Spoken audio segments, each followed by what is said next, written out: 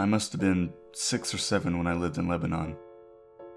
The country was ravaged by war at the time, and murders were common and frequent.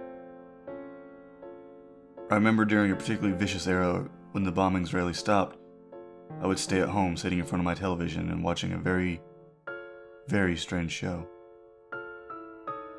It was a kids' show that lasted about 30 minutes and contained strange and sinister images. To this day, I believe it was a thinly veiled attempt on part of the media to use scare tactics to keep us kids in place, because the moral of every episode revolved around a very uptight ideology. Stuff like, bad kids stay up late, or bad kids have their hands under the covers when they sleep, and bad kids steal food from the fridge at night. It was very weird, and in Arabic to top it off. I didn't understand much of it, but for the most part, the images were very graphic and comprehensive. The thing that stuck with me the most, however, was the closing scene. It remained much the same in every episode. The camera would zoom in on an old, rusted, closed door. As it got closer to the door, strange and sometimes even agonizing screams would become more audible. It was extremely frightening, especially for children's programming. Then a text would appear on the screen in Arabic reading, "That's where bad kids go."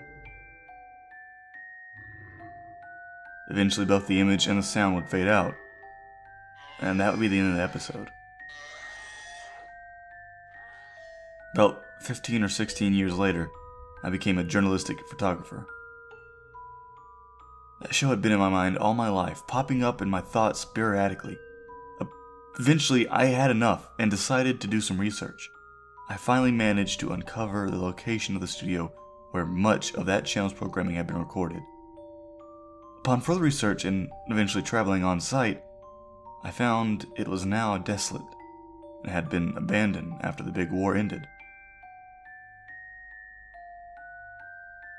I entered the building with my camera. It was burnt out from the inside. Either a fire had broken out or someone had wanted to incinerate all the wooden furniture. After a few hours of cautiously making my way into the studio and snapping pictures, I found an isolated, out-of-the-way room. Having to break through a few old locks and managing to break the heavy door open, I remained frozen in the doorway for several long minutes. Traces of blood, feces, and tiny bone fragments lay scattered across the floor. It was a small room, an extremely morbid scene. What truly frightened me, though, what made me turn away and never want to come back, was the bolted, caged microphone hanging from the ceiling in the middle of the room.